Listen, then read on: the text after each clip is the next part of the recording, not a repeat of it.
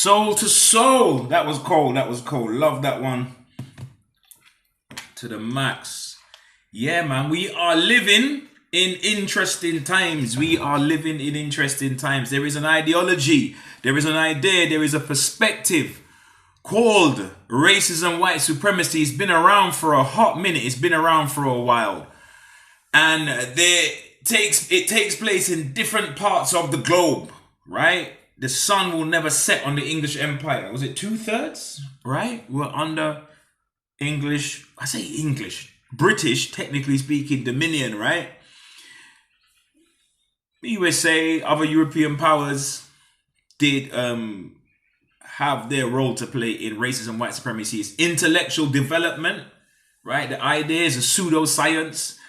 And the one thing which I must credit those architects for is the idea of they stick to what they believe in, and I'm going to break it down to you. Not I'm endorsing violence and genocide and tyranny and murder or anything of that nature and oppression. No.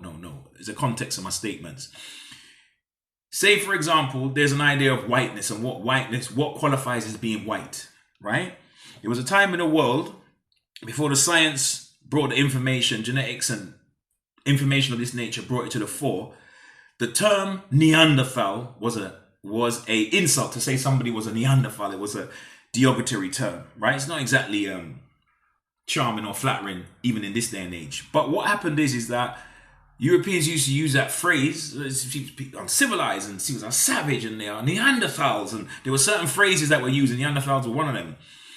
When it was later discovered that European people, or those who are considered white, using these textbook terminology, right? Those that are considered part of the white race, when it was discovered that they have 3 to 4% Neanderthal DNA and Africans don't, right? All of a sudden, perspectives on the Neanderthal changed, and it was a case of actually, you know what?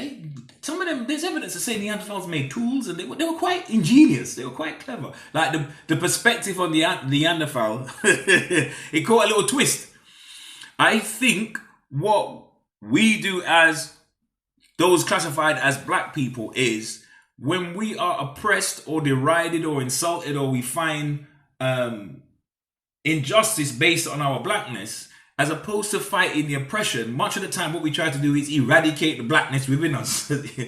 as opposed to saying, no, the blackness is fine. I have never, as the psychologist Dr. Amos Wilson said, you have never been oppressed racially, ethnically, because of the color of your skin as a black person. It's impossible. He said the reason why if you've succumbed to those things is because of the sickness in another person's mind. There's nothing wrong with the color of your skin. It's exactly how it's naturally how it's intended to be, right? So you don't need to eradicate the skin color or blame the hue of your skin or the shape of your phenotypical features or the texture or the length or the style or the DNA which is in your hair that grows upwards towards the sun. Nothing's wrong with those things. Perfect. Just as the creator made them to be. Perfect. Right? But if anybody derides you, then there is a deficit. Right? But the deficit is in that person's mind. Right? So just bear that in mind as we proceed. But yeah.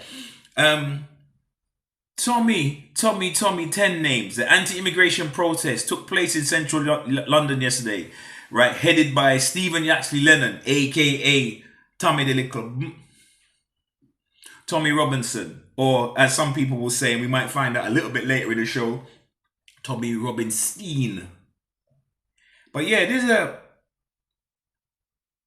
quite a few black people on this march, and sharing their opinions, sharing their perspectives.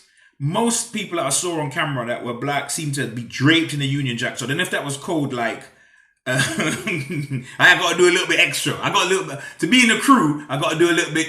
If I just rocked up there regular, people might doubt, right? What's my angle? Why am I here?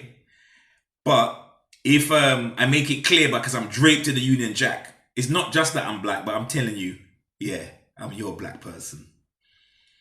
Anyway, there was a quote unquote sister on stage, sharing her points, sharing her perspective, sharing her analysis.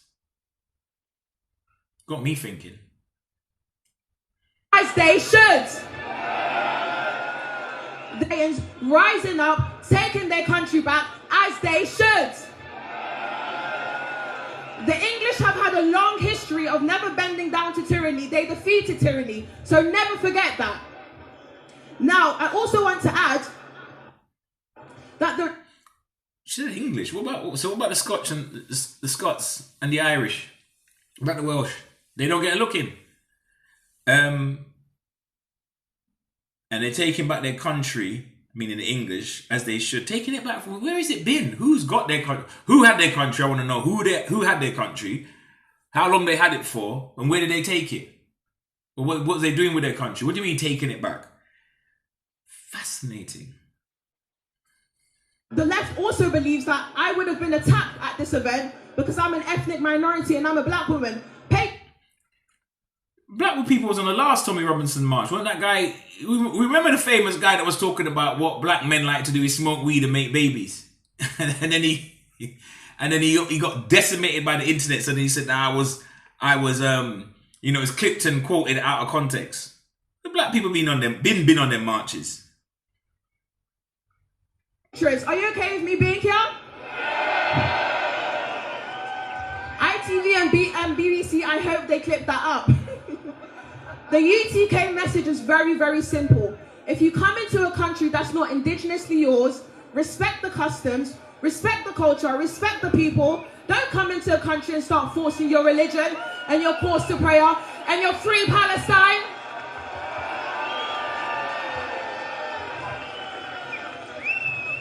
I thought Britain was a democracy. I thought you were free to pursue your culture within the law or listen to what kind of music you like, eat what kind of food you like, support whichever foreign policy or any international issue you like within in the prescription of the law. I didn't know it was illegal, so now you're telling people what they can do. So she purporting to endorse a two-tier system. So if you're white, indigenous, British, you can go on a pro-Palestine march or save the whale or whatever cause you deem fit.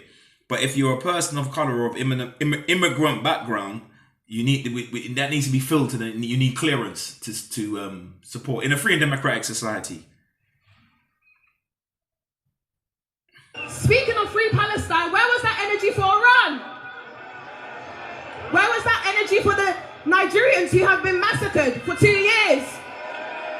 Where was that energy for the genocide that's currently happening in the UK, where we are seeing the English being demographically replaced? Great replacement theory. We've spoken about that here on Breaking Boundaries. A black woman speaking about great replacement theory, conspiracy. No evidence to support the concept. It's fringe. It's weirdos.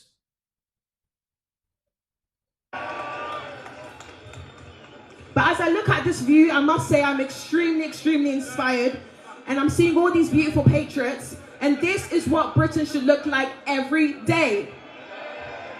And I want to encourage every patriot to never stop waving the flag. Because when you wave the flag, you're not just waving a fabric. You're waving the most important symbol in the world, which is the symbol of the cross.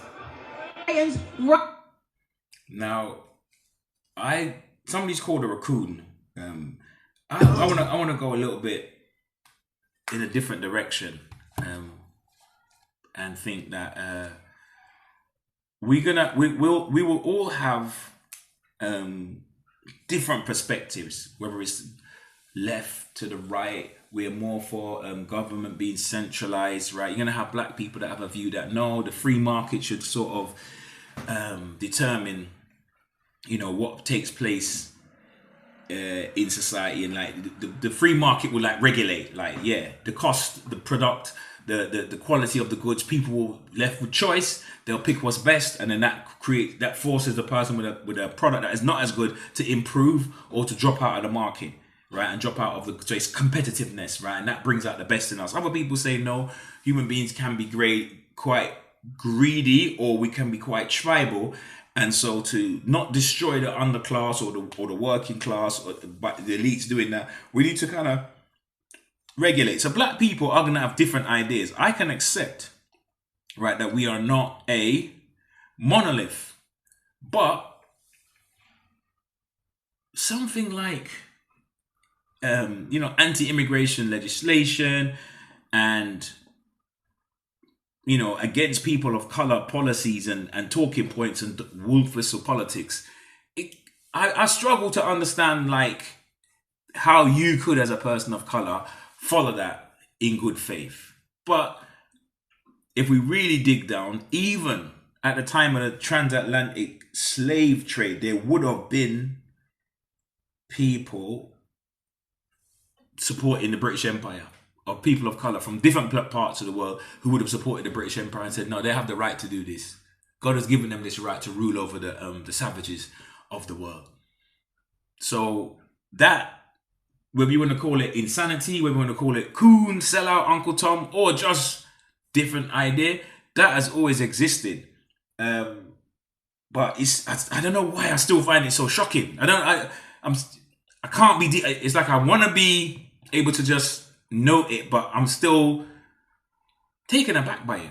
Yeah, maybe they're just hustlers. Maybe it's just grifters and people just feathering their nest, and she found an angle. She gets attention, so like she's doing her thing. But yeah, racism, white supremacy has got a long history, man, and this is, to me, a different manifestation of it. Right, that the place being the UK was supposed to be a place of colorblindness, right? The Race Relations Act and all the work that's gone into leveling the playing field and saying that doesn't matter what a color or creed the person is, you're a British citizen, we leveled the playing field, the best man for the job, the best woman for the job, no nepotism, right? Not like yesteryear when it was based on racism and whites being seen as supreme. No, that day's ended. But we're going back. So I just want people to take a note of that the world doesn't always, or trends don't always move in one direction, that sometimes things can go back. People talk about pre-war Germany and how there were minorities there, jazz singers and all kind of different people from different walks of life prior to the Nazi regime. Before the Nazi regime, right? It was Berlin was a diverse and city was bumping with culture and nightlife and people from different backgrounds intermingling, right? And then the Nazis came in. Do you understand? So it's not as if we're just on this trajectory of, there was colonialism, imperialism, transatlantic slave trade, all those things ended and we kind of move on to kumbaya. Sometimes trends go backwards. The British perspective on white supremacy is shaped by empire, right? They're different to the Americans, the Brits. Denial and distinct national story about racism. Yeah. One that often insists Britain is better than the US, even while maintaining deep structural hierarchies. So the Americans are known for their laws like segregation. Britain never had laws like that. If you notice, Britain didn't have, Britons have policy, right? Or trends. So the thing, no dogs, no blacks, no Irish, was written on the window, but that wasn't legislation. There was no colour bar, right? I always wondered about that. How the Brits didn't have the same setup under racism, overt racism, white supremacy as the Americans. But there's a professor from Birmingham University, Caribbean professor, who talks about the fact that the British Empire had their colonies miles away, right? The white Americans took control of that colony and had, Native Americans, African Americans, different people. So they set up color bars and the hierarchy and the apartheid system in their land, right? With legislation. But with Britain, the people of color were so far away, you know what I'm saying, that they didn't need to legislate to say separate water fountain and separate housing and things like that. And then when people started to turn up here in numbers, people of color, then it caused them a problem. Across scholarship, public debate, and recent events, 3 themes consistently emerge though. The legacy of empire, and this is where the reformers, the UKIP, the Restore, right? They all singing from the same hymn sheet in the sense of, and Raise a Flag and Tommy 10 Names and the crew.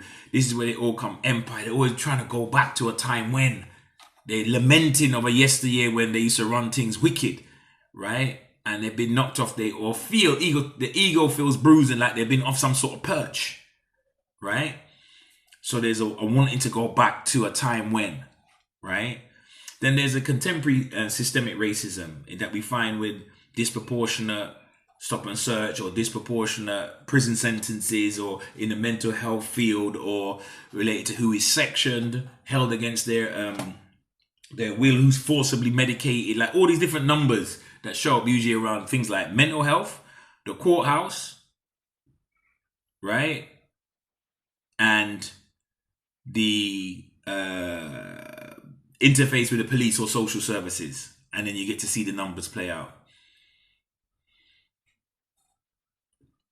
And there is a national tendency to downplay or exceptionalize racism. So the Kemi Badenoch, Ola Kemi, I'm not saying it doesn't exist, but what I am saying is, so instead of recognizing that, there's systems in place, right? What we get is a denial. It's kind of like, it's an exception. It's not the rule, it's an exception. So what does white supremacy mean in a British context? I'm giving context to that march, man. White supremacy in Britain is not usually expressed through over extremist ideology alone. See, these are those people on stage that were with those messages, and even a black woman supporting them, talking about the great replacement through a conspiracy. Who the conspirators to displace the white indigenous British, right? Foolishness, traded in fear, right? What does it mean in the British context? The British Empire and its racial hierarchy, she's trying to maintain, she's part of that, and that's who it should be, and that's who should be the in charge, or who you should see. Britain is a predominantly white British country. No harm, no foul, nothing to see. There's minorities are minorities in the, in extreme. It's just pockets of, there are pockets of diversity. And there's such a gigantic hissy fit about it. Slavery, colonialism, and the civilizing mission, right? Always trying to spread democracy and talk about civil society and civilize and stuff like that, right? I want to come back to that great replacement in a minute. National identity built around whiteness and Englishness, not Britishness actually, because even it was that when a young lady was speaking, she was talking about the English, the Scots, the Northern Irish, and the Welsh are just you're not the main character, guys.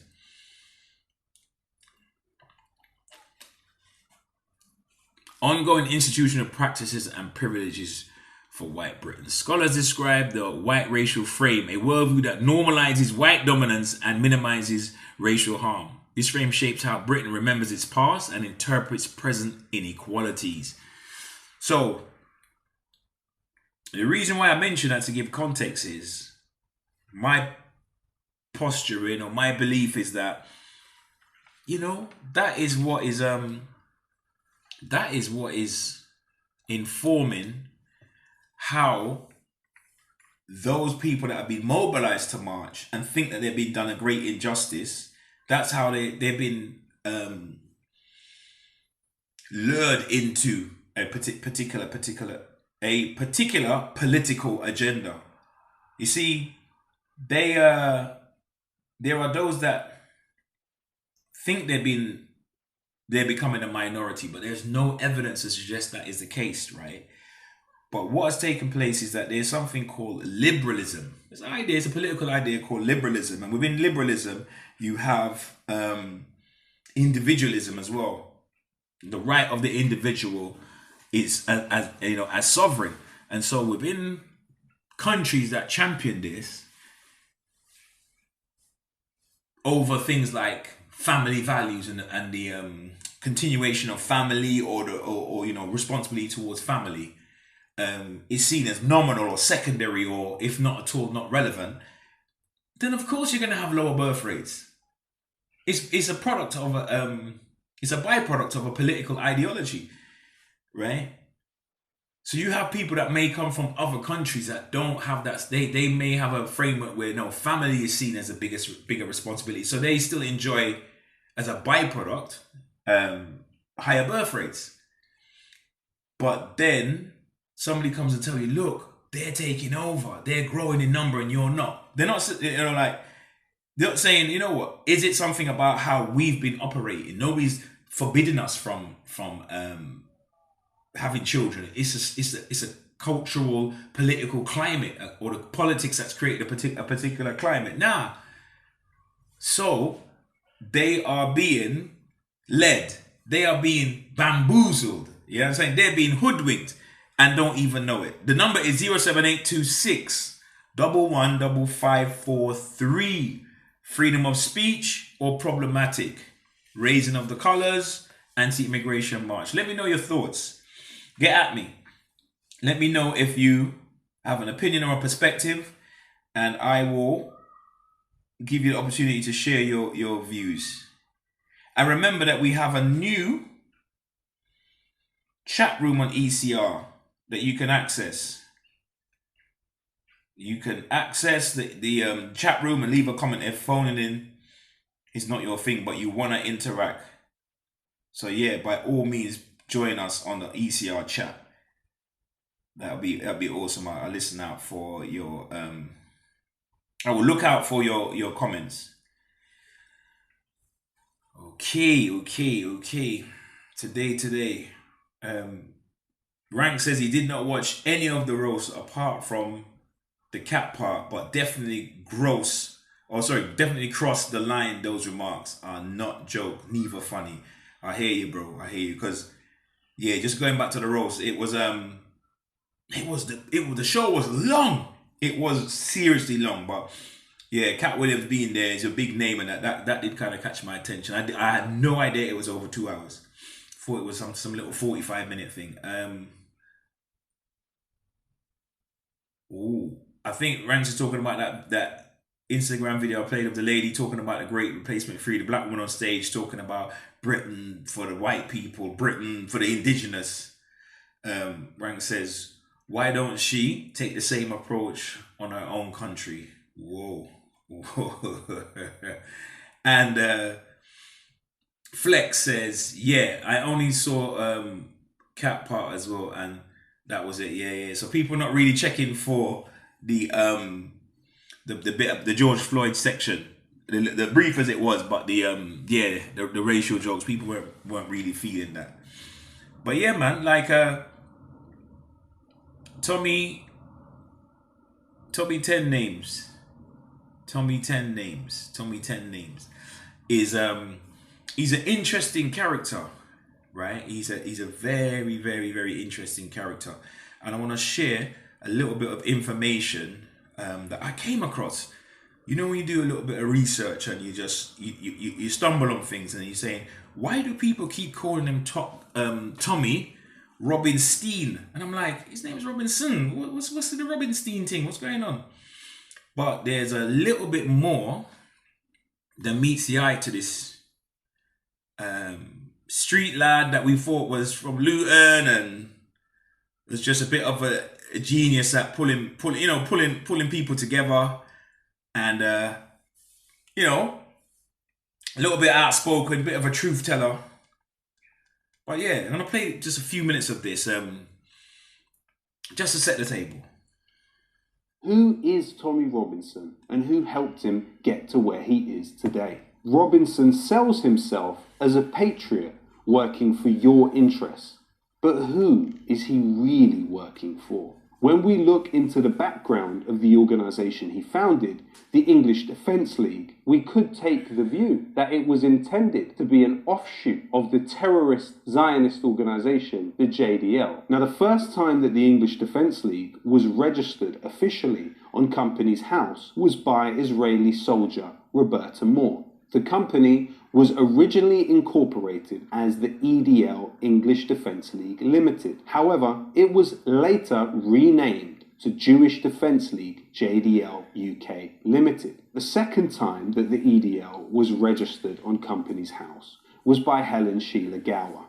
It was incorporated as the English Defence League, EDL. However, just a month later, it officially changed its name to the English and Jewish Defence League, EDL Limited. Now, it's relevant that the initial registration was carried out by the former Israeli soldier, Roberta Moore. Roberta Moore is pictured here with the vice chair of the Zionist Federation at the time, Jonathan Hoffman. Members of the Racist English Defence League, or EDL, attended a demonstration that Hoffman helped organise. He is photographed alongside Roberta Moore, the founder of the EDL's Jewish division. She will later express her admiration for Anders Breivik, the neo-Nazi who murdered 77 people in Norway. When Roberta Moore would... I must say this, just to unpack this. The far right has had a reputation in this country for a number of years. And I recall growing up as a school kid and watching when football hooliganism used to be really bad. When football hooliganism used to be like, you know, front page, front and center, week in, week out news. And large news items taking up space in the news because of violence between rival teams, you know, having it out in the street. But one of the things that was known, right? Not necessarily a good thing, but was known, was that the skinheads of the 80s, the racist skinheads of the 80s, yeah, they were very anti-black, anti-Southeast Asian, and anti-Jewish. I never understood it at the time as a kid because I was like, well, why? The people in Golders Green, they're white as well, they're white. I didn't understand their racial hierarchy within whiteness at the time. But they were very right-wing in this country, was just known as being anti-Jewish as well, right? They got all these different Cockney and all these colloquialisms that are what do you call it? Denigrating Jewish people or disparaging Jewish people, right? Terms and stuff like that. They used to when I was at school as well. These were all these kind of like anti-Semitic jokes and stuff like that used to float around like it was part of the football framework, the kind of banter. So yeah, it was strange when EDL came on the scene and then you would see like Israeli flag. It just made me scratch my head and like say, yo, something alright to know. Like they're running game on people because where did that shift take place? And if you look at America, the far right, they don't call the right wing, the Republican, yeah, they support Israel, but the far right, the skinheads and those guys, those far right guys, they are not, they're not on that. So there's some kind of like ideological split or something taking place. But listen to the thing about Tony Robinson. Breivik, the neo-Nazi who murdered 77 people in Norway. When Roberta Moore was asked if the EDL was exploiting the Zionist movement, she replied, if anything, we are exploiting them. I received these packages today. He's admired somewhat as one of the brains of the EDL. He's just got a delivery of quotes from the Quran from his researcher in Israel. Tommy Robinson's co-founder at the English Defence League was an individual who called himself Paul Ray. Paul Ray, prior to founding the EDL with Robinson, infiltrated the International Solidarity Movement, a pro-Palestine organisation which Rachel Corrie had been a member of. Paul Ray infiltrated and spied on this organisation and then submitted the information he gathered to several different intelligence agencies. Following his work for Israel, Paul Ray founded the English Defence League with Tommy Robinson. You've had a pro-Israel stance for as long as I've known you. Since the first day. It's important to remember the first time that the English Defence League was registered officially was by Israeli soldier Roberta Moore. Roberta Moore is pictured here alongside the head of the Canadian branch of the JDL and the genocidal Israeli politician Moshe Feiglin, who said, every child, every baby in Gaza is an enemy. מה יותר מוסרי מלמחוק כל נוכחות של האסלאם או הנאציזם הזה, נער זקן, טף ונשים מרצועת עזה. The JDL, the Jewish Defense League, was formally categorized as a terrorist organization by the FBI in the United States, following decades of plotting bombings and assassinations on US soil. It was founded by Meir Kahan, the well-known Israeli fascist who advocated for the complete ethnic cleansing of Palestine. If I were the Minister of Defence, there wouldn't be one Arab left here. I want the Arabs out. Are you encouraging your people to go out on the streets and to attack Arabs as is happening? I call upon the Jews to do anything imaginable and anything possible which will encourage the Arabs to get out of this country. Does that mean attacking? Struggling to promote your... So anything possible, right? That's not no joking talk, is it? That's not no rule of law, human rights, yes, economic pressure, or no, anything possible. Does that include genocide? Anything possible. But the connections of Tommy Robinson and the English Defence League to the JDL do not end there. One of the earliest supporters of the EDL and a regular speaker at their rallies outside the Israeli embassy was none other than Rabbi Nachum Shifrin. How would you feel if one day your children or your grandchildren are saying 5 times a day, Allah Akbar? Well, this is what... Why would their grandchildren be saying that? I don't understand. What's this created enemy? Or is there something else going on and it's more to do with economics? For example, the funding for these rallies and the funders for the Reform Party and people like Tommy Robinson and the billionaire class, because they sneak in under the guise of the anti-immigration and anti-black people or anti-brown people or anti-people of color rhetoric and the existential threat to British culture and the urgency. But within that, you need to check the reform policy around wanting to decommission, if they get into power, decommission the NHS and see healthcare privatized, right? Or to say things to say, do away with minimum wage, right? Or do away with regulatory bodies that oversee the transactions of the banking sector or financiers and stuff like that, loosening the regulation that keeps those kind of people in check and make sure that they're paying the appropriate taxes. They don't discuss those kind of policies. They're always about identity politics. They're running game on the people. They're running game on the people wicked. Well, this is what is coming down on you here and now.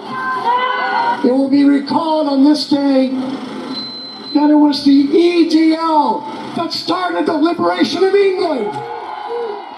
Nachum Shifrin was the driver for the founder of the JDL, Meir Kahan. So the question has to be asked, was Tommy Robinson's English Defence League founded to be an offshoot of the Zionist terrorist organization, the JDL? Tommy Robinson's relationship with the JDL was so close that in January 2011, the Canadian branch of the JDL, led by Meir Weinstein, officially announced that it was forging ties with Robinson's English Defence League. The JDL even organised support rallies specifically for Robinson and the EDL. During a 2011 event at the Toronto Zionist Centre, Tommy Robinson addressed the JDL. The JDL even went on record praising Tommy Robinson as a shining star of democracy, quote unquote. Robinson cited his Zionist credentials. I noticed you're wearing a shirt or a button that says I'm a Zionist. What does a Zionist mean to you? Well, a Zionist is someone who believes in a homeland for Jewish people. My definition when I've looked at that is Israel first. It means Israel first? Yes. Okay. Robinson... Tommy he's a naughty guy. He's a naughty guy. He stitched up he's a patriot, yeah, but he's cut a different type of deal. He's using the people's lack of the masses, populist politics, right? Using the masses' lack of maybe knowledge, playing into their emotions, playing into their fears, right? But he's on another agenda, right? The people that fund him don't care about no flag. They don't care about the people that are on the march. They are not interested in that. They're in it for an elite class. But the way that Robinson positions himself, he's like he positions himself as like, you know what? I'm the small guy. I'm talking up for you, the small man. Bit like Farage, right? Maybe they're on the same coin, right? But there's heads and tails. Actively differentiated himself from the British National Party. Those groups differ in many ways because those are just Nazis backward. Were you part of the BNP at one time? I was part of the BNP in 2004. Former BNP leader Nick Griffin went on record describing the process whereby the EDL and the BNP went in separate directions. The leadership of the EDL and the thing as a whole, it is quite simply a Zionist front organisation, which is financed in the end from the United States, and its purpose is to heighten and encourage a clash of civilizations, because the neocons and the far right of the Zionist spectrum, the Likud Kahanists, they want Europeans and Muslims fighting on the streets of Europe, so that when they then, as they want to ethnically cleanse Palestine of all the Palestinians, a lot of public opinion thinks, well, I wish we could do that in Britain, wish we could do it in France or Denmark, and that's what the EDL is there for. It's a false flag front group run by and financed by Zionists. The smart meter getting cheaper off peak energy. False flag, you know. False flag. We spoke about false flag. We need to come back to false flag. When people are trying to sleight of hand, you know, creating conflict, right? I never thought in my life I'll be citing Nick Griffin. A lot of public opinion thinks, well, I wish we could do that in Britain, wish we could do it in France or Denmark, and that's what the EDL is there for. It's a false flag front group run by and financed by Zionists. When Tommy Robinson had legal troubles around a decade ago, his legal fees were covered by none other than the Middle East Forum, which was quoted 13 times by Anders Breivik in his manifesto that he released before killing over 70 people. The Middle East Forum is headed by Greg Roman, a former employee of the Israeli Ministry of Defense and the Israeli Foreign Ministry. Philanthropist Nina Rosenwald is on the board of the Middle East Forum and financially backed a number of organizations funding Tommy Robinson. She's nicknamed the Sugar Mama of anti-Muslim hate, and her organization, the Gatestone Institute, regularly publishes pieces defending Tommy Robinson. Nina Rosenwald is a former director and vice president of the Zionist Organization of America. Another key figure at the Zionist Organization of America, Robert Shillman, employed Tommy Robinson alongside Ben Shapiro and Katie Hopkins. Tommy's getting a lot of work, bro. Have you not noticed that there's a pattern, there's a cycle, and this all can be verified? Shout out to Double Down News. Yeah? They do some serious, some real journalism, some against the grain, not mainstream paid off journalism, the story behind the story type of journalism, right? This can be all verified. Tommy's getting speaking gigs and invited here, there, and everywhere. You know what I mean? It's a mad thing. It's a setup, should I say? It's a setup. Employed Tommy Robinson alongside Ben Shapiro and Katie Hopkins as his Shillman Fellows at the David Horowitz Freedom Center. Big round of applause for Israel. Yes, come on, Israel. Palestine. Why would you support Palestine? We have to remember that Robert Shillman was a director of the Friends of the IDF. And here we see Robert Shillman speaking at the Zionist Organization of America and describing his pen and his checkbook as weapons. With this pen and my checkbook, I provide ammunition.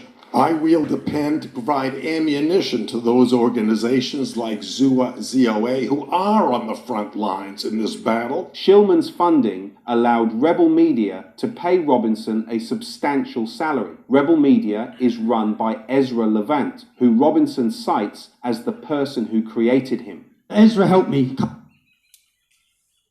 So this is just a Patriot kid, yeah? just for queen and country, yeah? Well, now it's king and country, yeah? And just, you know, the migrants, they just, you know, there's too many migrants or there's issues in certain areas. Maybe aspects of multicultural hasn't worked, so we need to rethink it, yeah? He's just a grassroots kid. He's not a plant, right? He's not a force flag. He's just a kid from Luton, isn't he? Me, trained me, created me. So I'm very grateful to Ezra Levant. I'm very grateful to, and I know at the time, Dr. Bob's here. I know at the time Dr. Bob was sponsoring my employment. I didn't know that at the time. I didn't know what Shillman Fellow meant at the time. But Dr. Bob was supporting Rebel, who was supporting me. Now, Shillman has recently gone on record, on camera, in an interview with Tommy Robinson, and stated he will support the protest, providing $100,000. So I'm happy to tell you today that I've come to the conclusion, the decision, that I will support the Unite the Kingdom rally to happen on May 16th.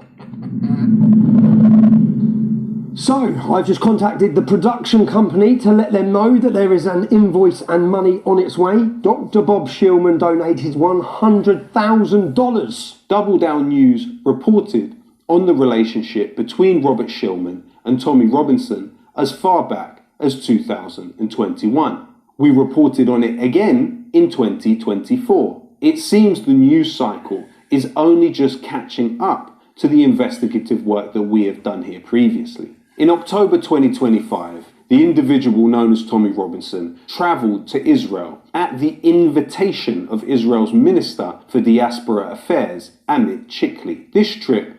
Does that sound patriotic to you though? Tell me that if I'm missing something. The number is 07-826-115543, or leave us a comment in the chat. Tell me if I am missing something, or am I looking into it too deeply? This guy's movements don't seem so patriotic as some of the rhetoric. Was paid for by the Israeli government. It included visits to the Knesset, the site of the Nova Festival, and the settlements in the West Bank, an area which Tommy Robinson dutifully refers to as Judea and Samaria, using strictly Zionist terminology. During his trip to Israel, Tommy Robinson was informed by an interviewee that there was a special place in hell for Britain. They really helped give birth to the Jewish state in World War I. The Balfour Declaration, the San Remo Accords, the mandate for a Jewish Palestine, the UK was at the forefront of that. And then they turned on us. Yeah, I was about to say that. They turned on us, man. And therefore they have a special place in hell. This proud patriot, all he could do was stick his tongue out gormlessly, as people like you and the people of this country were told there was a special place in hell for them. When Israel killed 3 former British soldiers with a targeted airstrike in Gaza, what was the response of Britain's patriot, Tommy Robinson? He said, British people that do aid work in Gaza are cucks, play stupid games, win stupid prizes. How can Tommy Robinson define himself as a patriot but speak with such callousness about the death of former British soldiers? I think that Tommy Robinson owes an apology to the families of John Chapman, James Kirby, and James Henderson. All of these connections certainly would cause you to question where Tommy Robinson's ultimate loyalties lie, especially when he has been pictured on the top of a tank in the Israeli-occupied Golan Heights of Syria, and stated so clearly that if a war was to develop in the Middle East, he would actively fight on the side of Israel. If there was a war tomorrow, I would be there on the front line fighting for Israel. What Tommy Robinson is doing now could be interpreted as just that. At Double Down News, you have a very unique and rare thing. It's an Double Down News. Shout out to Low Key. Those guys over there are doing some journalism work. Yeah, that is investigative or unpacking things, and it's all stuff that is actually, you know, in the public domain, but they're joining the dots up, putting it together so you can see it for yourself. That, you know what I'm saying, that there's a sleight of hand, and they are manipulating the people, the masses who may have, the indigenous white British masses that may have concerns about healthcare or the way that they're counseled or their areas have changed. Different reasons, right? But immigrants don't hold that sort of power, right? It is people with their hands on the purse strings that pay for the, that delineate money then, that put money into how much is going to be spent in the NHS this year, how much is going to be spent on GP practices, is there enough money for schools, is there, like money for benefits, whatever the case is, right? There's billion, trillion, zillions that's held, right, by the UK Treasury.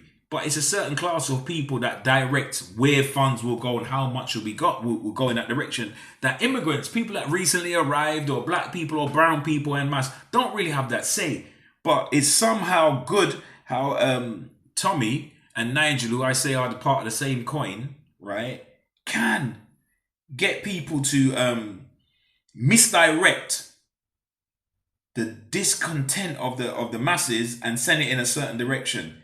It's phenomenal. It's phenomenal. But yeah, we wanna take a short break and hit you on the other side, where we take it a little bit deeper. And I wanna just touch on a subject. This thing that's happened. There's been cases of black women that have been found in water, drowned. Right? There's a little bit of a pattern. And I want to make a little bit of time to have a look at that as well. And we joining the dots up today.